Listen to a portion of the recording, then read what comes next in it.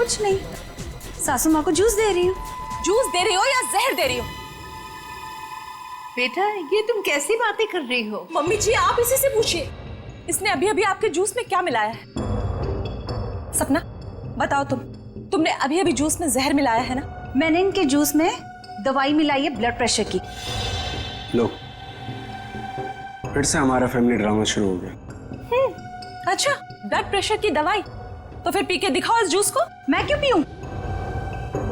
भाभी आप ये कैसी बात कर रही हैं? आप हमेशा सपना के पीछे हाथ मैं धोकर क्यों पड़ी पीछे रहती हैं? प्लीज एक सेकंड। सपना, क्या तुम्हें मम्मी जी ने कहा था जूस में दवाई मिलाने को? नहीं। तो फिर क्यों मिलाई जूस में दवाई? एक मिनट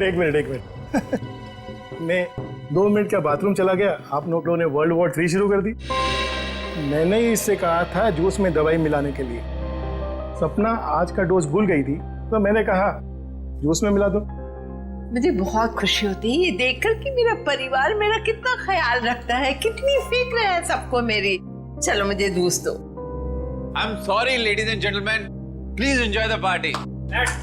Music please. Louder.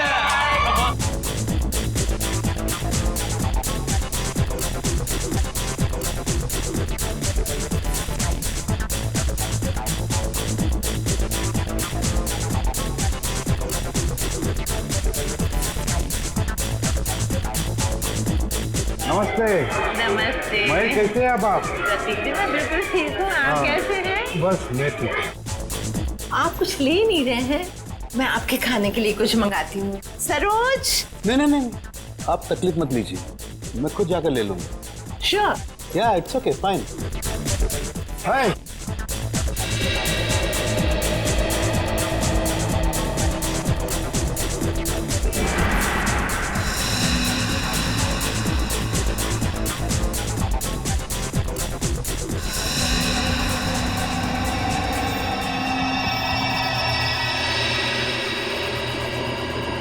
आनंद।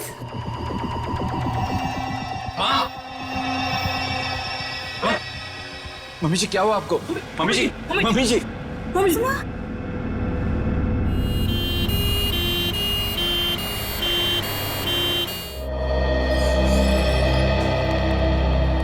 आइए सर, नमस्ते। मेरा ही नाम अहम है सर। मैंने आप लोगों को फोन किया था। अच्छा, अब कैसी है तुम्हारी मम्मी? डॉक्टर से इलाज कर रहे हैं सर, पता नहीं क्या होगा। घबराओ नहीं, सब ठीक हो जाएगा। जिस किसी ने मेरी माँ को मारने की कोशिश की है ना, उसको आप छोड़ना मत। एक बात बताओ अहम, क्या तुम्हें किसी पर शक है? मेरा मतलब है कौन कर सकता है ये तुम्हारी मम्मी के साथ? मुझे तो सभी पर शक है सर। अहम, कौन है ये लोग? CID। CID? पर किसने बुलाया इन्हें? मैंने बुलाया। क्यों? आप? जी मैं विकास, अहम का बड़ा भाई। क्योंकि आप में से किसी ने ही मम्मी की जान लेने की कोशिश की है। What nonsense! तुम अपने घर वालों पर शक कर रहे हो?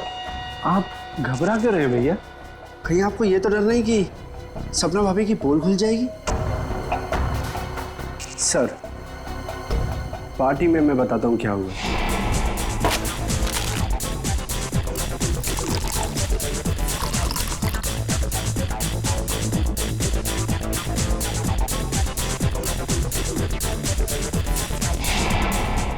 तुम्हारी सपना भाभी पर शक है तुम्हें? Yes sir. सपना कहाँ है? सपना हॉस्पिटल नहीं आई, वो घर पर ही है। वैसे आप कौन है? जी मैं काव्या। हमारी भाभी है सर। सर, अहम बच्चा है, ये आप लोगों को बहका रहा है सर। विकास जी, हम CID वालों को कोई बहका नहीं सकता, समझे? कहाँ है आपकी मम्मी? मम्मी ऊपर ICU वार्ड में है।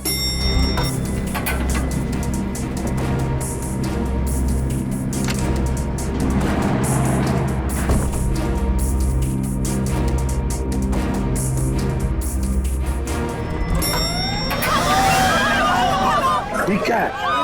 आग लगी है लगता है। तो लोगों को बाहर निकल, जल्दी जल्दी। आइए। उतर नहीं। इधर आइए प्लीज, आप लोग इधर आइए। जल्दी चलो। चलिए फ्लोर का, जल्दी आइए। नहीं नहीं, आप लोग इधर से आप लोग इधर से। जल्दी चलो। चलिए फ्लोर खाली है, चलिए जल्दी आइए। नहीं नहीं, आप लोग जाइए, सीधे से जाइए। संभाल के।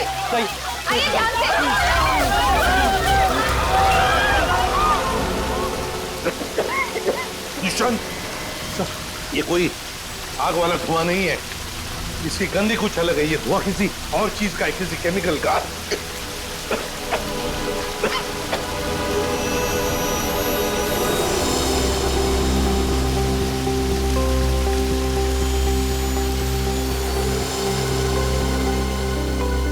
सर, हाँ?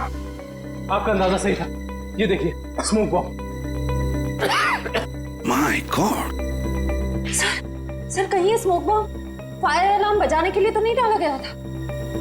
आश्रया, फायर अलार्म बजाने के लिए ही स्मोक बॉम्ब लगाया गया था। मालिनी का कमरा ढूंढो जल्दी।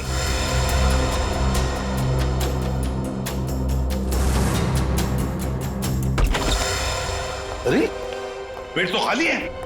ये मालिनी जी कहाँ चली गए होंगे? ऐसा लगता है मालिनी जी जान खतरे में। स्टाफ को बुलाओ और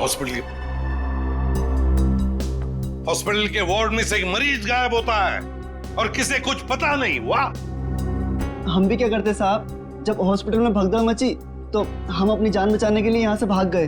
क्या तुम लोग जान बचाने के लिए भागे, मरीज को ऐसे ही छोड़कर? शर्म नहीं आई तुम्हें? सर, ये अचानक कैसे हुआ पता भी नहीं चला। हम मालिनी जी के परिवार वालों को बताने ही वाले थे कि उनकी मौत हो गई है। क्या? उनकी मौत हो चुकी है? जी सर, इसका मतलब किसी ने मालिनी जी की लाश को गायब किया है। और सर ये काम किसी हॉस्पिटल के बाहर वाले का नहीं हो सकता। सर आपसे एक रिक्वेस्ट है, ये बात आप अपने तक ही रखिएगा। अगर मीडिया वालों को मालूम पड़ा तो हमारी इज्जत और हॉस्पिटल की इज्जत मिट्टी में मिल जाएगी। सर चुप रहिए प्लीज सर, प्लीज चुप रहिए प्लीज। लाश गायब हुई है हॉस्पिटल से और आपको अपनी और इस हॉस्पिटल की इज्जत की पड़ी है। हाँ? एक बात ध्यान से सुन लो, तुम्हारे इस हॉस्पिटल का एक एक दरवाजा, एक एक खिड़की अभी इसी वक्त बंद चाहिए। मुझे एक चिड़िया तक बाहर नहीं जानी चाहिए, समझे? जी सर। सुना तुमने? जी। गो इमीडिएट। दुष्यंत, हॉस्पिटल का कोना कोना छान मारो।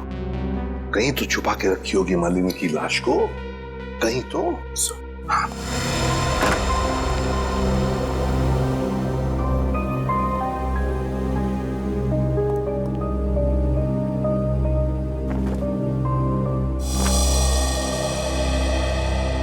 जरा एक बात बताइए, आपके मम्मी के साथ कमरे में कोई था उनकी देखभाल के लिए? जी सर, मेरे पति आनंद वहीं पर थे।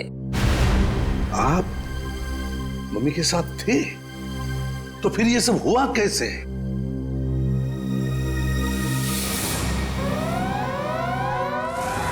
जैसे ही फायर अलार्म बजा तो मैं वार्डरूम के बाहर आया, ये देखने के लिए कि क्या माजरा है। हर तरफ धुआं ही धुआं था। लोग पागलों की तरह यहां वहां भाग रहे थे। धक्का मुक्की में कुछ लोग मुझे मम्मी जी के वार्डरूम से बहुत दूर ले गए। जाकर भी मैं वार्डरूम तक नहीं पहुंच पा रहा था। किसी तरह जब मैं मम्मी जी के वार्डरूम में पहुंचा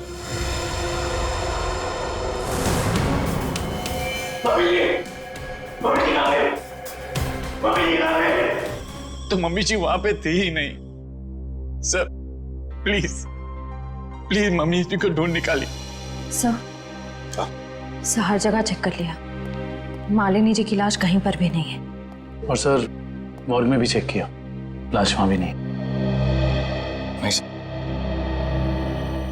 इसका मतलब है जिसने भी ये किया है वो मालिनी की लाश को हॉस्पिटल के बाहर ले जा चुका है।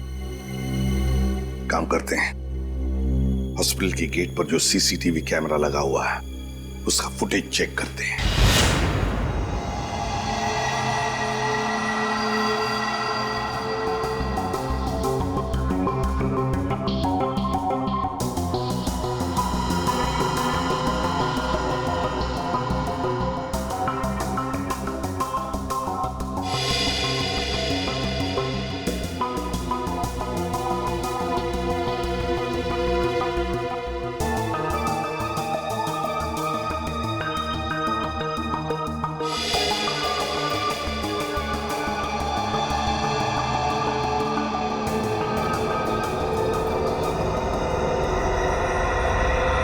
ये देखो, एक झटके में गाड़ी रिवर्स हो गई और हॉस्पिटल के बाहर भी निकल गई। जरूर मुजरिम मालिनी को इसी गाड़ी में लेकर गया होगा।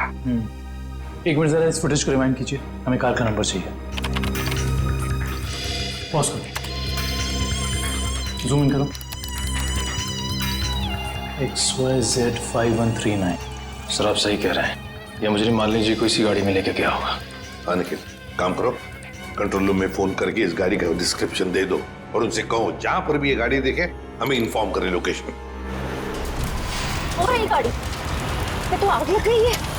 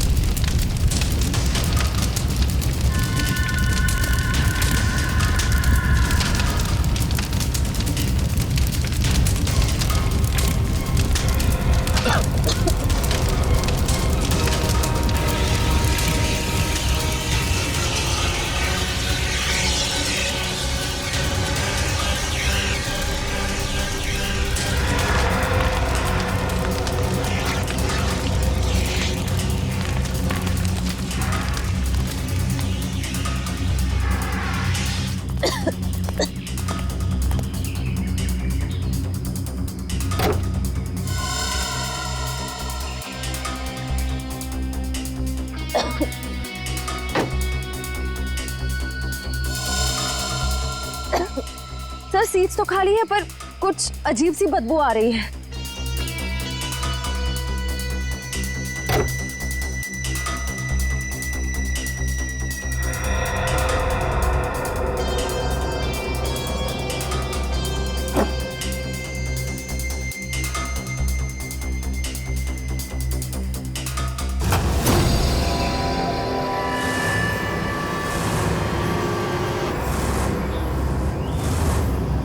सर ये लाश तो जल चुकी है।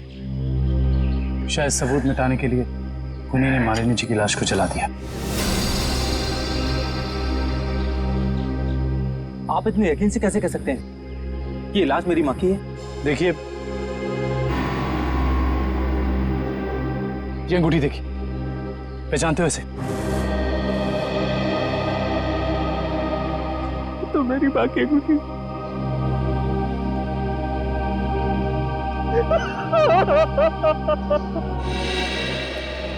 हाँ डॉक्टर साहब, कुछ नहीं ताजी? अरे क्या नहीं ताजी है दया, लाशों से बात करना कोई आसान है क्या? और लाश भी जली हुई हो और मुश्किल हो जाती है ना। आप तो हमेशा कहते थे कि सालुंकी के लिए कोई काम मुश्किल नहीं है, वो तो नहीं दया, खूनी ये सोचता था कि लाश को जला देगा तो हमारा इन्वेस्टिगेशन शुरू होने से पहले ही अटक जाएगा, हमारी नैया बीच भंवर में अटक जाएगी। तो इस अटकी हुई नाव को बाहर निकालिए ना सर। हैं? आप कुछ ना कुछ रास्ता तो निकाल ही लेंगे आप। आपको पता है फ्रेडी आपके बारे में क्या बता रहा था? फ्रेडी क्या कह रहा था मेरे बारे में? नहीं ऐसा कुछ खास नहीं, वो कह रहा था कि डॉक्टर सालुंकी की उम्र हो गई।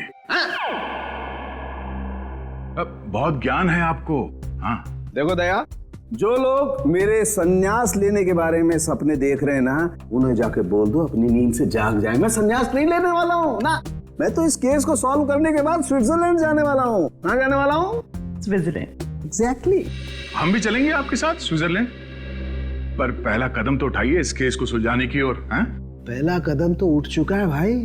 अच्छा, ये देखो, ये सर बॉडी जलने की वजह से हो गया है? जी नहीं, ये बॉडी को फिनाइल से धोने की वजह से हो गया। क्या इस लाश को फिनाइल से धोया गया? हाँ, खूनी ने लाश को अस्पताल से गायब करने से पहले उसको फिनाइल से अच्छी तरह से धोया ताकि लाश का केमिकल कंपोजिशन ही बदल जाए। खूनी ने हर कदम इसी मकसद से रखा है ताकि हमारे रास्ते में ज्यादा से ज्यादा कठिनाइयां आ सके। इस लाश को पहले फिनाइल से धोया और फिर इसे आग लगा दिया? जी हाँ, और सबसे पहले क्या जलाए? सबसे पहले जलाए बाल, क्योंकि बालों में सबसे ज्यादा और सबसे पहले असर होता है जहर का। सर काव्या ने बताया था ना कि शायद जहर सपना ने दिया है मालिनी जी को। हाँ, इसीलिए तो जला दिए ना भैया, सबसे पहले बाल, क्योंकि जहर दिया था। मतलब ये सब सपना का ही काम है?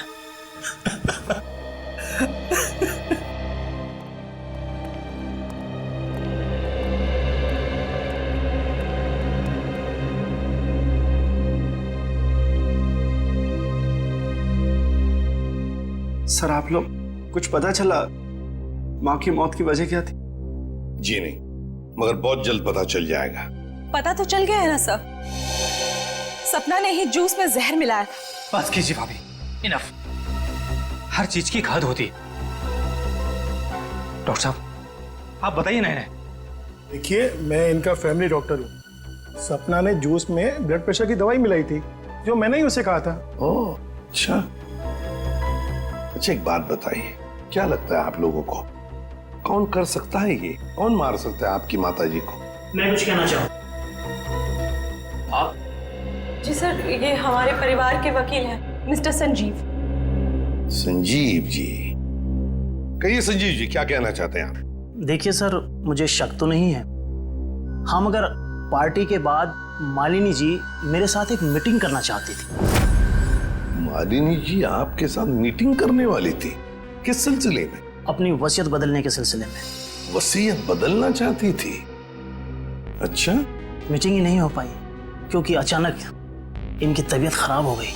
अच्छा संजीव जी, ये बताइए, अभी जो वसीयत है जो मालिनी जी बदलना चाहती थी, क्या है उस वसीयत में? कुछ बता सकते हैं आप? सर, इस वक्त जो वसीयत है उसके हिसाब से आधी जायदाद मिस्टर आनंद के नाम पे है और बाकी बची हुई आधी जायदाद दोनों भाइयों के नाम पे है। वकील साहब ये बताइए कि ये जो नई वसीयत है वो क्या होने वाली थी? सर, यही तो सब डिस्कस होना था, इससे ज्यादा मैं कुछ नहीं जानता। मालिनी जी की अचानक तबीयत बिगड़ गई और मीटिंग हो नहीं पाई। दुष्यंत, पता लगाना पड़ेगा मालिनी जी अगर वसीयत बदलती तो किसका फायदा होने वाला था और किसका नुकसान। अरे आओ आओ भैया, समझो केस सॉल्व हो गया। क्या बात है सर, लगता है लाश से कोई बड़ी जानकारी निकाल ली आपने। रिया जनाब, पार्टी में मालिनी जी के कान से खून बह रहा था ना? हाँ, उसकी वजह पता चल गई आपको? जी हाँ, उसकी वजह थी दया साहब जहर। जहर जिसने ऑरल ट्रैक्ट को यानी कि कान के इस हिस्से को बिल्कुल तबाह कर दिया, बर्बाद कर दिया। देखो, तो जहर की वजह से नस फट गई और कान से खून बहने लगा। और इतना ही नहीं, इनके खून में से हमें बहुत ज्यादा मात्रा में नाइट्रोजन के कंपाउंड्स भी मिले। और तो और इनकी किडनीज में से हमें बढ़ी हुई मात्रा में पोटेशियम और मैग्नीशियम मिला है। और ये सारी चीजें सिर्फ एक ही तरफ इशारा करती हैं, जहर। सर, फिर तो हमें सपना को गिरफ्तार कर लेना चाहिए। नहीं, यहीं पर कहानी में जरा सा ट्विस्ट है। भैया, इनको जहर तो जरूर दिया गया था, लेकिन वो स्लो पॉइजन था, धीमा जहर, जो कोई 1.5-2 महीने से लगातार हर रोज इन्हें दिए जा रहा था। इसलिए जूस में तो जहर होने का सवाल ही नहीं होता। और ये जहर किस चीज के जरिए दिया जा रहा था? खाने पीने के साथ? यार दया, ये गुत्थी थोड़ी सी उलझी हुई है। बट वाई फियर व्हेन सालू के इज हियर? तुम चिंता मत करो, इस जहर से भी मैं सच उगलवा के रहूंगा। ठीक है सर, आप इस जहर से सच उगलवाइए, तब तक मालिनी के घर वालों से सच उगलवाते हैं। क्योंकि वो जूस जो सपना ने मालिनी जी को दिया था उसमें जहर नहीं था। मालिनी जी की मौत स्लो पॉइजनिंग से हुई है। स्लो पॉइजनिंग, धीमे धीमे असर करने वाले जहर की वजह से, जो उन्हें 45 दिन तक रोज लगातार दिया गया था। धीमा जहर? मां को मारने की इतनी बड़ी साजिश? जी, और ये साजिश किसी आसपास वाले की है, जो उनके खाने के साथ, उनकी दवाइयों के साथ छेड़खानी कर सकता था। सर, चाय लीजिए आप लोग। थैंक यू, आप लीजिए।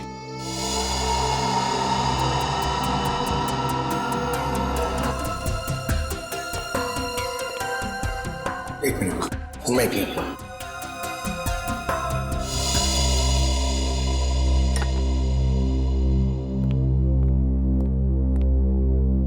एक बात बताइए, मालिनी जी को रोज दवाई कौन देता था? सर, उन्हें दवाइयां सपना ही दिया करती थी। अच्छा, हाँ, मैं ही उन्हें दवाइयाँ दिया करती थी, पर कभी कभार सासू माँ अपनी दवाइयाँ खुद लिया करती थी, कभी आयुर्वेदिक की तो कभी न्यूरोपैथिक की। तो सपना जी, आपके कहने का मतलब ये है कि जहर शायद मालिनी जी की खुद की ली हुई दवाओं में था? मैं नहीं जानती कि जहर किस चीज में था, मैं तो सिर्फ आपको उनकी आदतों के बारे में बता रही हूँ। चलो ठीक है, हमें वो दवाइयाँ देखनी है। चलिए सर, मैं आपको माँ का कमरा दिखाता हूँ। चलिए।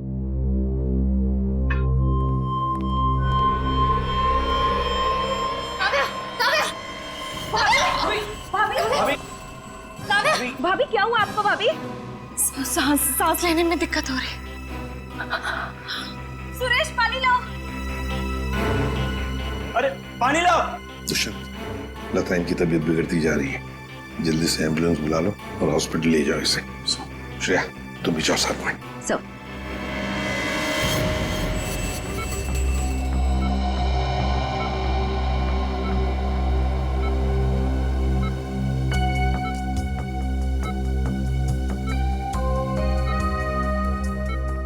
जी डॉक्टर साहब, कैसी तबीयत है काव्या की और हुआ क्या है इन्हें? फिलहाल तो हम इनके बेहोशी की वजह समझने की कोशिश कर रहे हैं, बट डोंट वरी, खतरे का कोई निशान दिखाई नहीं दे रहा। इन्हें जल्दी होश आ जाना चाहिए। Thank God. वैसे भी सासू माँ के मौत के सदमे के बाद हम उभर नहीं पाए। कम से कम काव्य भाभी को कुछ नहीं होना चाहिए। डॉक्टर साहब, इन्हें जैसी होश है हमें बता दीजिएगा। या श्योर। Thank you.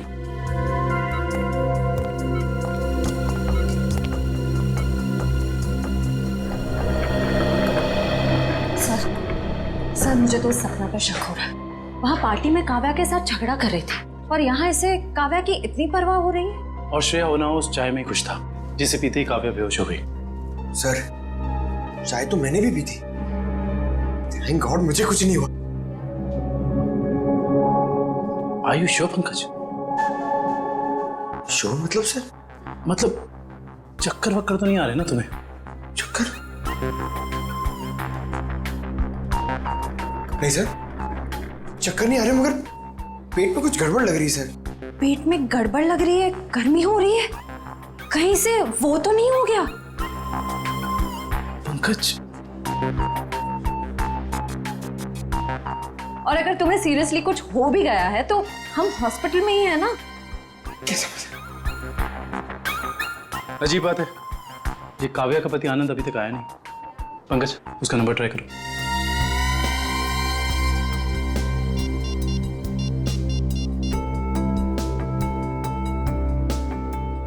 सर, उसका फोन बंद आ रहा है। सर, कहीं आनंद ने तो काव्या को चाय में जहर नहीं पिला दी? हो सकता है पंकज। सर, अगर चाय में जहर था तो हो सकता है कि नौकर भी शामिल हो। सर, क्या कहा डॉक्टर ने? क्या हुआ काव्या को? सर, डॉक्टर के मुताबिक काव्या की चाय में जहर था और पंकज रिपोर्ट से ब्यूरो गया है। काव्या की चाय में जहर था? सुरेश,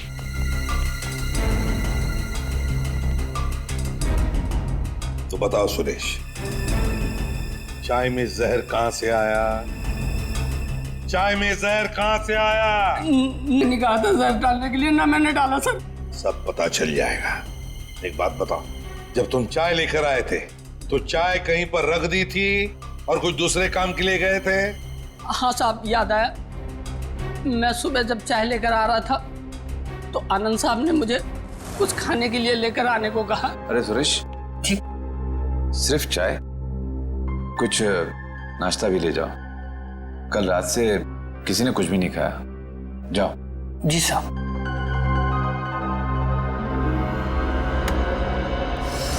आनंद कहाँ है? सर, ये अपने रूम में सो रहे हैं।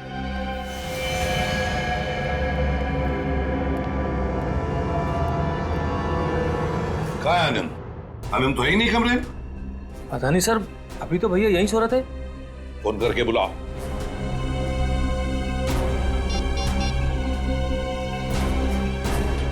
सर, घंटी जा रही, भैया फोन नहीं उठा रहे। घंटी बज रही है पर भैया फोन नहीं उठा रहे हैं। सर, जब सुरेश चाय लेके आया था सर, बिस्किट तो था ही नहीं। और तो और सर, जब चाय आई तो वहां पे आनंद भी नहीं था, तो आनंद को पता कैसे चला कि कौन सा कप किसके हिस्से में जाने वाला है? हाँ वाकई, आनंद तो वहां था ही नहीं चाय पीने के लिए।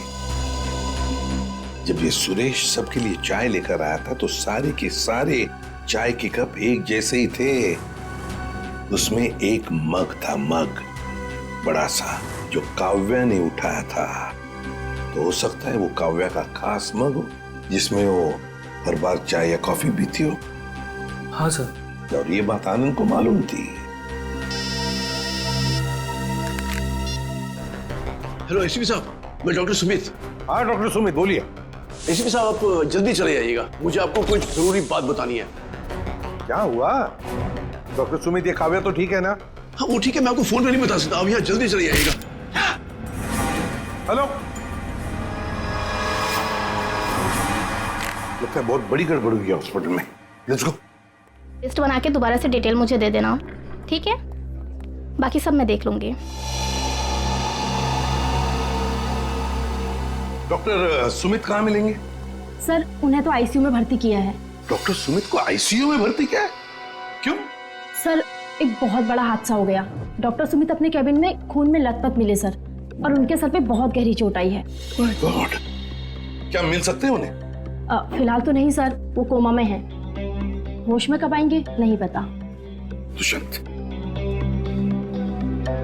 जरूर ये वही मुजरिम है जो ये सब कर रहा है। वो अभी भी हॉस्पिटल में ही है, पहले मालिनी के साथ और अब डॉक्टर सुमित के साथ। काव्या सर, कहीं उस मुजरिम का अगला निशाना काव्या तो नहीं? Kavya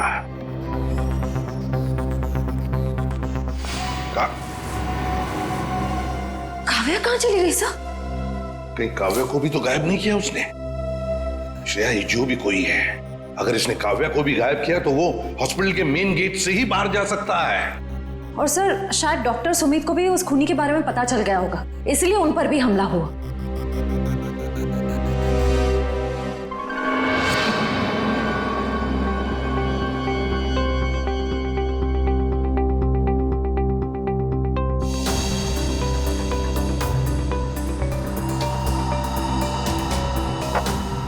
Nikhil,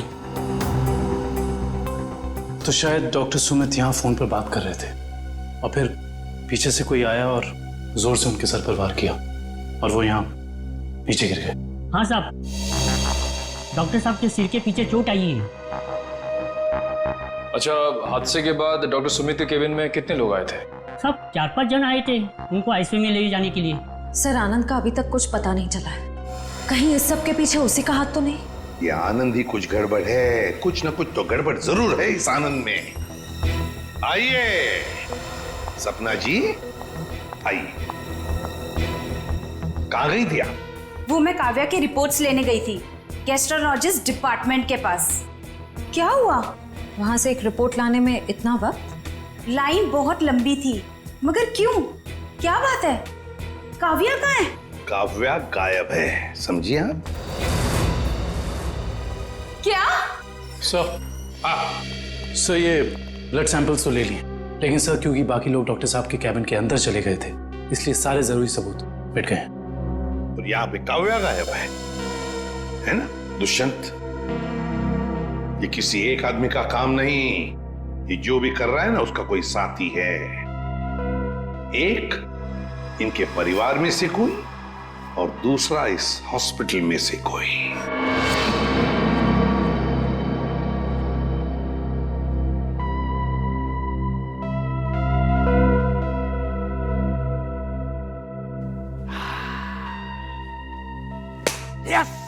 yes, eureka!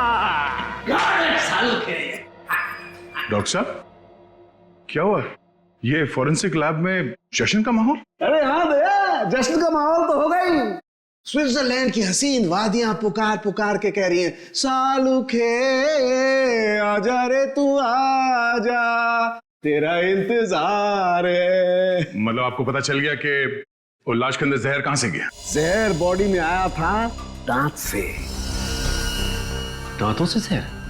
हाँ सचिन, मालिनी ने 2 महीने पहले ही अपने दांतों का रूट कैनल करवाया था और इस ऑपरेशन के दौरान उसके दांतों में जो मर्क्यूरी का इस्तेमाल किया गया था वो मात्रा में बहुत ज्यादा थी।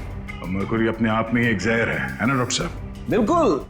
और जब जब मालिनी जी खाना खाती थी खाने को अपने दांतों से चबाती थी, तब तब दांतों में छुपा हुआ वो मरकरी खाने में मिक्स हो जाता था और पेट में चला जाता था, और पेट से फिर पूरे खून में मिक्स हो जाता था। यही है वो स्लो पॉइजन जिससे वो बेचारी बेमौत मारी गई। सर, हो सकता है कि डेंटिस्ट ने ये सब जानबूझ के ना किया, गलती हो गई उससे, मे बी मेडिकल नेग्लिजेंस। नहीं सचिन, ये मौत एक हादसा होता तो लाश को जलाया नहीं जाता।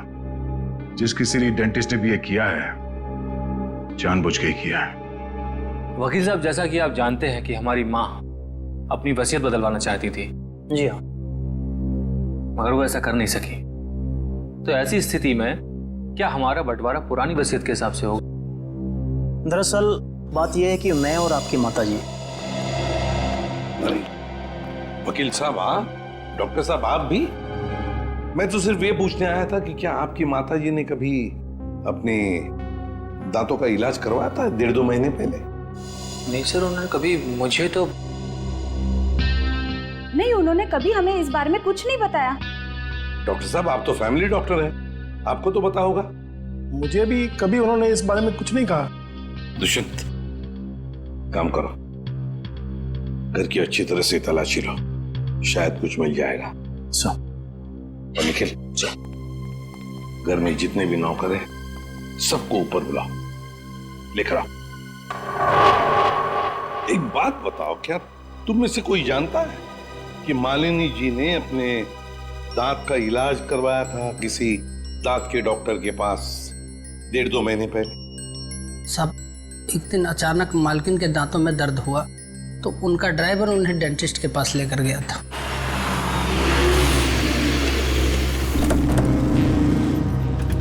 सर, यहीं पे छोड़ा था हमने उन्हें। उसके बाद किधर गई वो तो मालूम नहीं मुझे। ठीक है, आसपास जितने भी डेंटिस्ट है ना, सब चेक कर लेते हैं। तुम लोग उधर देखो।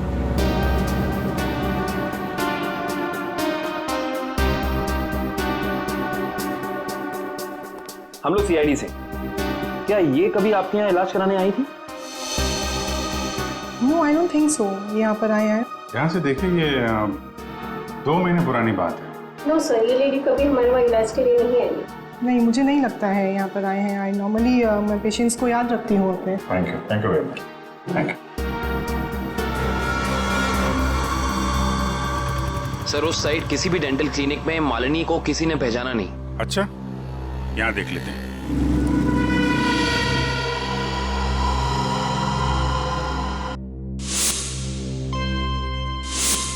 सीआईडी वाले आ गए। तुम्हें मालूम है ना तुम्हें क्या करना चाहिए?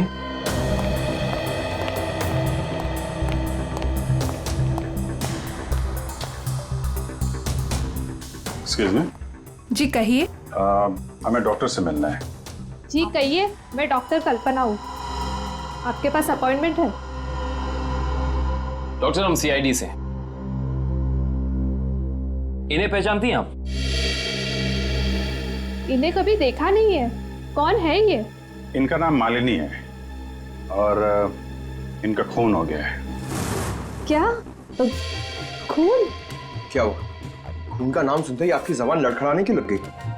नहीं नहीं, यहाँ पहली बार सीआईडी आई है ना, तो मैं थोड़ी नर्वस हो गई। कोई बात नहीं, आप परेशान मत होइए। Thank you very much.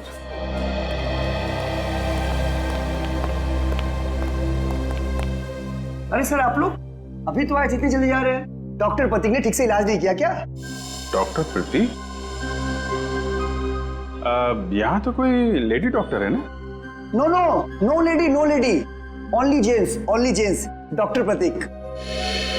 अच्छा अच्छा।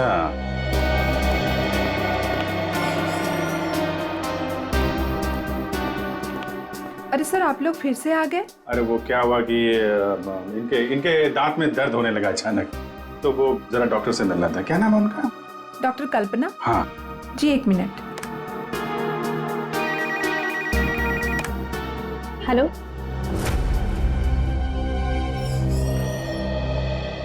क्या हुआ सर? मेरे दांत में बहुत दर्द है, मगर मुझे एक जेंट्स डॉक्टर चाहिए। लेडीज डॉक्टर में वो शर्म आती है। नहीं नहीं, या तो मैं ही हूँ। लेकिन दीवार पे तो डॉक्टर प्रतीक का सर्टिफिकेट लटका हुआ है। ये नाम तो किसी लेडी का नहीं हो सकता ना? चेक कर लेते हैं एक बार। सर कहाँ जा रहे हो आप? डॉक्टर प्रतीक। डॉक्टर प्रतीक,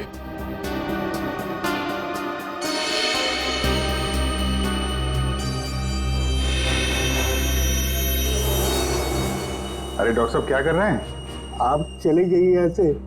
डॉक्टर साहब कुछ गिर गया क्या यहाँ पे आपका? मैंने कुछ नहीं किया है। आइए आइए, बाहर आइए, आइए।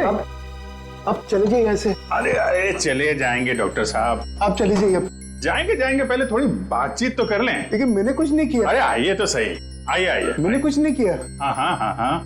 सर ये ऐसे नहीं मानेंगे, लगता है डेंटिस्ट साहब के दांतों का इलाज करना पड़ेगा। अरे लेकिन हम में से किसी को डेंटिस्ट्री आती नहीं है। अरे नहीं आती तो आ जाएगी। क्यों डॉक्टर साहब, प्रैक्टिस मेक्स मैन परफेक्ट ना। आपने भी तो प्रैक्टिस से सीखा होगा। आती। हाँ तो फिर आइए आइए, प्रैक्टिस कर लेते हैं। आइए बैठिए बेटा। अरे भाई बेटा, बैठिए बैठिए बैठिए बैठिए। आइए आइए, बैठिए। बैठिए बैठिए। ये क्या कर रहे हैं आप लोग? बैठिए बैठिए। ये गलत कर रहे हैं आप लोग। तुमने जो किया वो ठीक था क्या? मैंने गलत कुछ नहीं किया। गलत तो हम भी नहीं कर रहे हैं डॉक्टर साहब, आप जल्दी से मुंह खोल दीजिए वरना बता। मालिनी का इलाज मैंने किया था। और इलाज के बहाने उसके दांतों में ज्यादा मरकुरी भी तुमने डाली थी। गलती हो गई। गलती नहीं है, ये गुनाह है। किसके कहने पे किया था? मुझे नहीं मालूम। पता आनंद पैसे दिए थे मुझे इसलिए। कहाँ मिलेगा ये? भाई को था।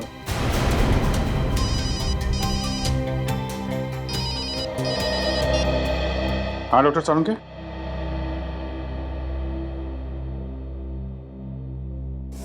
क्या? आनंद रुक जाओ, आनंद गोली चल जाएगी। आनंद रुको, आनंद।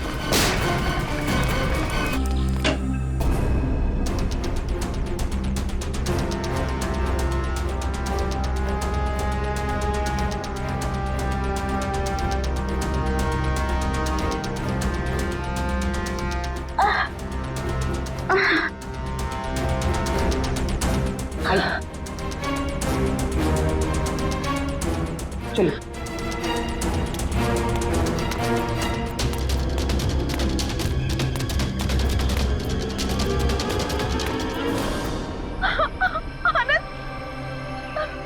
ये क्या किया आप सबने?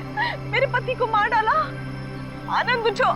सर, इनके प्यार को तो देखकर ऐसा लगता है कि अगर इन्हें ऑप्शन दिया जाए कि ये मर जाए और इनका हस्बैंड जिंदा हो जाए तो वो ऑप्शन जरूर ले लेंगी। क्यों नहीं सर, ये तो एक भारतीय नारी का फर्ज है ना। पर अफसोस मेरे पति खुद ही मुझे जिंदा नहीं देखना चाहते थे। ये तो भगवान का शुक्र है कि मेरी चाय में जहर थोड़ा कम था, वरना आज आपको यहाँ मेरी लाश मिलती। अभिजीत, काव्या की चाय में जो दवाई के ट्रेसेस मिले हैं उससे किसी की जान नहीं जा सकती। एक मिनट, आपको कैसे पता चला कि आपकी चाय में जहर कम था? वो सर अभी आप ही ने तो कहा। अरे हमने कब कहा? हाँ याद आया, आनंद ने बताया था। हाँ? आनंद कैसे बताएगा? आनंद बेचारा तो खुद ये बात नहीं जानता था। ये बात जानती थी तो सिर्फ एक औरत, और वो औरत तुम हो काव्या। आनंद, तुम जिंदा हो। मेरे साथ इतना बड़ा धोखा। क्या करें, लोहे को लोहा काटता है, उसी तरह धोखेबाज का एक ही इलाज है, धोखा। जब डॉक्टर प्रतीक ने हमें बताया कि आनंद 22 गोदाम में मिलेगा,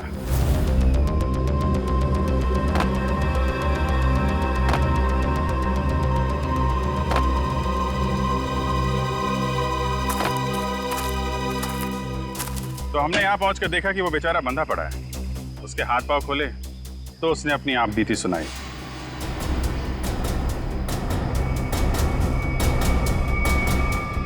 किसने किया ये सब? है ये सब मेरी बीवी काव्या ने किया है सर। हाँ, कहीं कहीं छुपी हुई है। बस फिर क्या, हमने आनंद के साथ एक छोटा सा खेल खेल लिया, तुम्हारा असली रंग सामने लाने के लिए।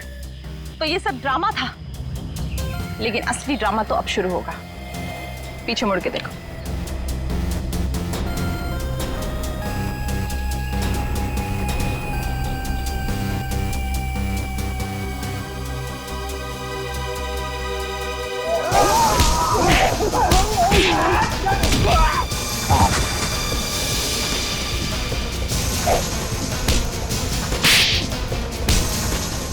बड़ी भारतीय नारी होने का ढोंग कर रही है। तुम जैसी नहीं होती भारतीय नारी।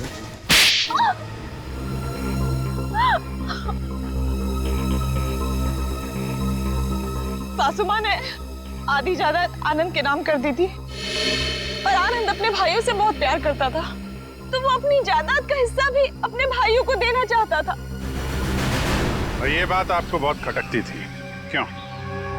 मुझे पता था सर, मुझे पता था कि वो सासू माँ पे दबाव डालेगा वसीयत बदलने के लिए। इसलिए तुमने उन्हें डॉक्टर प्रतीक के पास भेजा, उनकी दांत की तकलीफ का फायदा उठाकर, ताकि इससे पहले कि वो अपनी वसीयत बदले उनकी मौत हो जाए। हाँ सर, और मैंने प्रतीक से कहा अगर वो पकड़ा जाए तो मेरा नहीं आनंद का नाम ले, ताकि आपके सास यानी मालिनी जी के खून के जुर्म में आनंद यानी आपका पति फंस जाए, जिससे 25 करोड़ की आधी जायदाद आपकी हो जाए। हॉस्पिटल में डॉक्टर सुमित तुम्हारी सच्चाई जान गए थे, इसलिए उन पे भी हमला किया तुमने। मैं क्या करती सर, उसने मुझे फोन पे बात करते हुए सुन लिया था। अब बारी है खेल के दूसरे पड़ाव की, जिसमें हम दुनिया को ये दिखाएंगे कि मेरे पति परमेश्वर यानी कि मिस्टर आनंद कुमार ने अपनी ही पत्नी को अगवा कर लिया। तो डॉक्टर सुमित को कोमा में पहुंचा दिया, अपने पति की किडनैपिंग की और मालिनी जी का खून कर दिया। दौलत की भूख मिटाने के लिए इतने सारे जुर्म किए तुमने, लेकिन सजा सिर्फ एक ही मिलेगी, फांसी।